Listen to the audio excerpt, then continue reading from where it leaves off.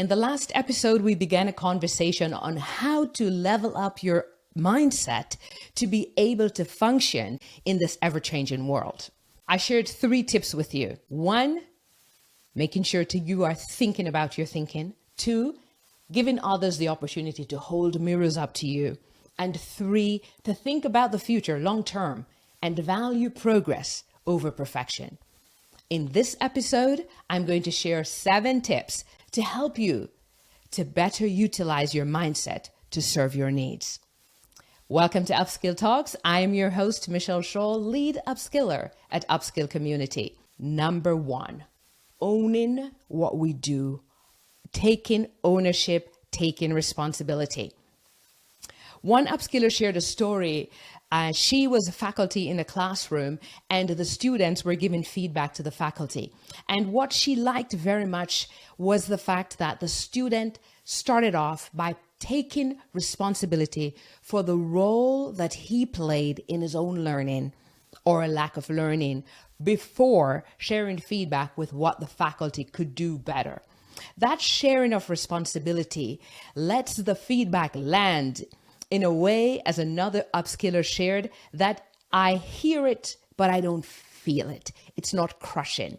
And so taking responsibility is a very big component of opening up our mindset. It's hard to take responsibility, particularly when things don't go well. When things go well, it's easier for most of us to take responsibility. But taking ownership of who we are, what we do, the decisions we make, the way we affect other people, the outcomes that our actions produce, that is a really big component of expanding our mindset. So that's number 1, taking ownership. Number 2, don't get stuck where you are. Don't get stuck in a rut because you don't have the solutions right now. Don't get stuck because what you're doing isn't working. Think about ways that you can start over, reimagine, revisit, revise, maybe revamp, maybe destroy and start all over. But don't get stuck. Open up your mindset and take the next step forward, or re-up and come again.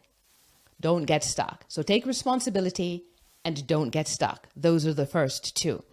The third one I want to share with you is to have the mindset for gratitude. Harvard Business School highlights that most of the leaders that in their study were effective leaders were also leaders that had a mindset of gratitude. That as long as they were present, whatever it was, they had that mindset of gratitude. They're grateful to be here. They're grateful to have a teammate, grateful to have the opportunity to learn, grateful to see something new, grateful to hear a new perspective, grateful to be challenged. Whatever it is, being grateful that we're here and we're healthy, we're hearing this and processing this, a reason to be grateful. What are the reasons you have for being grateful? Have you been tracking that? How grateful are you? Can we make sure that we step up our gratitude? It's not easy to be grateful every day, but when we're in a grateful mindset, at that mindset of gratitude, we start to see so many ways that we can be grateful, so many things to be grateful for. So that's number 3, gratitude, the mindset of gratitude. Number 4 is one that I've been working on personally. It's changing out certain words for other words that are more pleasant, more effective, and are better received. One of these words is but. Exchanging but for and. Years ago in sales, we used to say but is an eraser word. And I remember we had people that we would call butologists, people who were waiting to jump in, but. They weren't really listening to you. They had their ideas and they were going to come in with a but, and that would erase everything else. And we refer to them as butologists at the time. I'm working hard to shift away from that approach. And I invite you to come with me on this journey and let's hold each other accountable to do it. When someone says something like, it's difficult to cultivate the mindset that Michelle is talking about at UpSkill Talks, And I feel challenged by it. And it is something that I can work on. And I may not have any time for that. And I already have that mindset instead of but. So we're working on just changing the word but for and. And if you become conscious of how frequently we use that word but, just saying instead of yes, but, yes, and. Let's try to work on that. It makes a big difference in how people receive the ideas that we're going to share, how they open up to receive it and interpret it. And remember, our mindsets, as we talked about in episode 66, it's all about how we interpret the world around us, what we're hearing, what we're seeing, what we're experiencing. And if people are hearing us say yes, and they're more likely to interpret it positively than yes, but. So let's work on a yes and approach going forward. That is number 4. Number 5 is update your greetings. I recently got feedback that someone was really inspired by the greeting exchange that we had. And I made a conscious effort many years ago to shift away from some of the language I heard in greeting exchanges. So I had a faculty that came from mainland China many years ago, and one of the stories she told was how disappointed she was when someone asked her, "How do you do?" or "How are you?" And she started to answer only to realize that nobody actually cared that they started walking off. They actually just meant it sort of automatically. And she came expecting to sort of really share how she was doing, but they weren't receptive to the answer to the very question that they asked. At that time, I made it an intention of mine that I would listen to the answer if I asked someone how they were doing, that I would be genuinely interested, and that I would also be positive about how I was doing. That's bringing in my gratitude to this.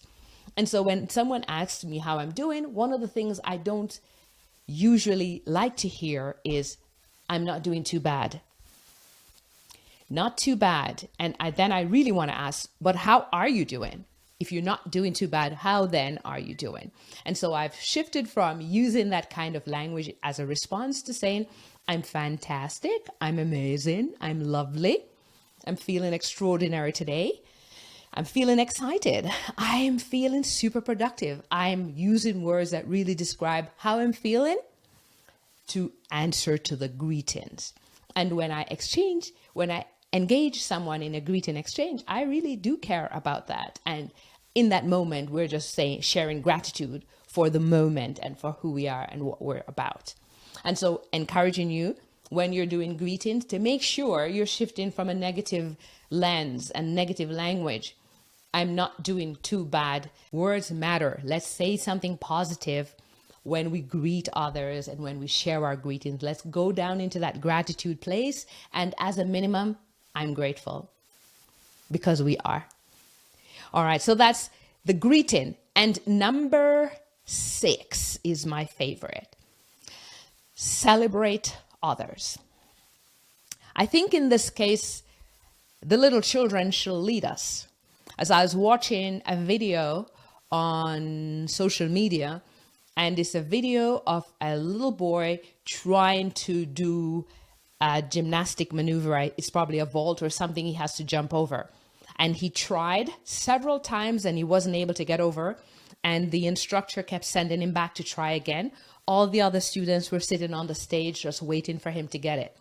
And when he tried the 3rd time and couldn't get it, without being prompted, all of the kids on the stage came, hugged around him, put their hands around him, they said a chant, and they let him go. They went back and sat down, and this little boy found the courage and the power to just get up and just jump over it.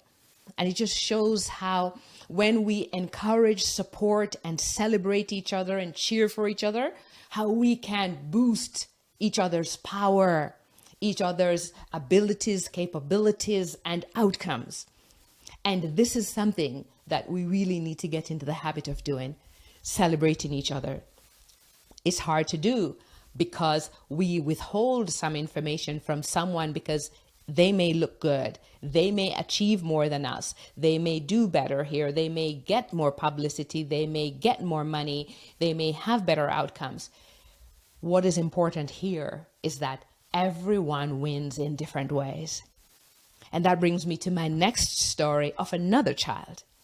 And this little boy's mom drops him off for evening martial arts lessons. And at martial arts, they do have after school programs, including a bingo game. And when she went to pick him up, the martial arts coordinator said, I have a really beautiful story to share with you. We were playing bingo today. He didn't win anything. But when the first person won, he jumped up and clapped and said, yay, and really celebrated for the other person. And he said that has never happened in the program before. No one's ever celebrated for the person who won. They've always focused on their next win. And in this case, subsequent to that, every time someone got bingo, everybody in the room began to cheer for them. And it shifted the culture of celebrating for whomever won bingo. That's what we need to develop. Cultivating that ability to celebrate the successes of others, the wins of others. That is a really big deal. And children are showing us how to do this. And in that case, I want to flag something important up. Is that this child who was celebrating the child who won the bingo was probably a bigger winner, because no one actually remembers the name of the child who won the bingo game, but remembers the name of the child who shifted the culture to one where we celebrate each other. What kind of wins are you after? What wins can you help others have? This is what we need to be asking when we're exploring mindset. So I have several questions for you.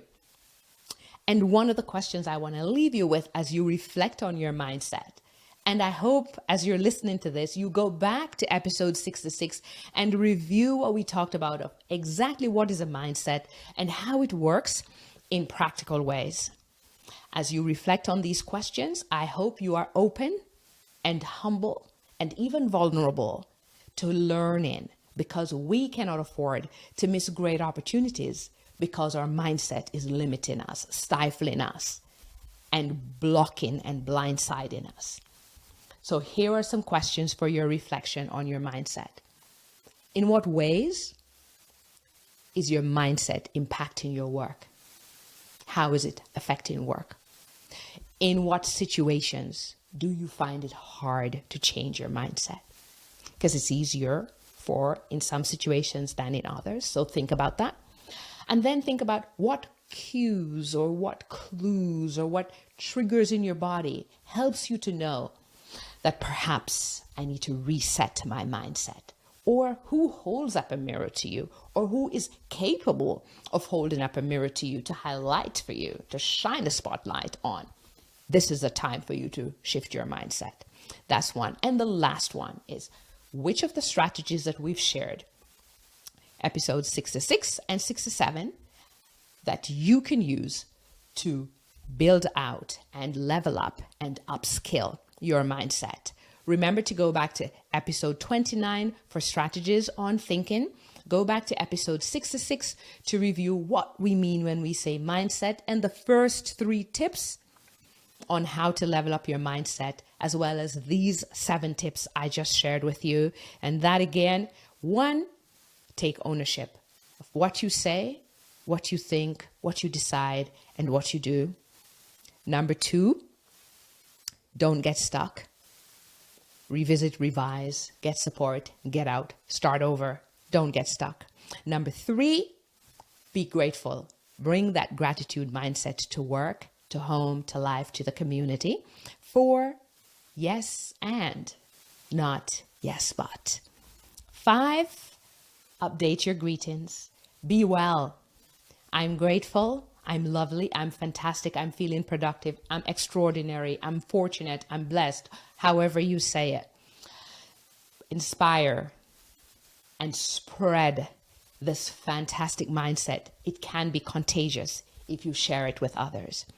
And remember, celebrate each other. Celebrate each other. And then 2 phrases that you should use every day. If you haven't used them, think intentionally about what were my opportunities to use these every day. I'm sorry and thank you. When we did this session at UpSkill Community, one father shared that he was grateful for the session because he had just had a falling out with his 15-year-old daughter. And it went really bad. She's upset with him. He's upset with her. And he's on his way home. And these are some of the things that he was going to use to go home and revisit the conversation with his daughter. He was going to say, I am sorry. Thank you for allowing us to sit down and review this. Yes, and gratitude. He was going to use a number of these same strategies because he was going to think about his own thinking, think about his own actions, and he was going to correct them because he has the mindset that he can change his behavior and have different outcomes based on that change in behavior. I wish you a very upskilled mindset. Thank you for taking this time to listen to UpSkill Talks. I'm your host, Michel Shah. Subscribe or follow us on Apple Podcasts, Spotify, Google, wherever you listen to podcasts. As well, visit us at upskillcommunity.com for show notes and a full listing of our podcasts. Be sure to share this podcast with other leaders like yourself so they too can gain these tips and insights to upskill their mindset. Look forward to seeing you at UpSkill Community every Thursday night. We have open conversation for all leaders to join us and to share their own insights. Thank you for listening. See you next Monday.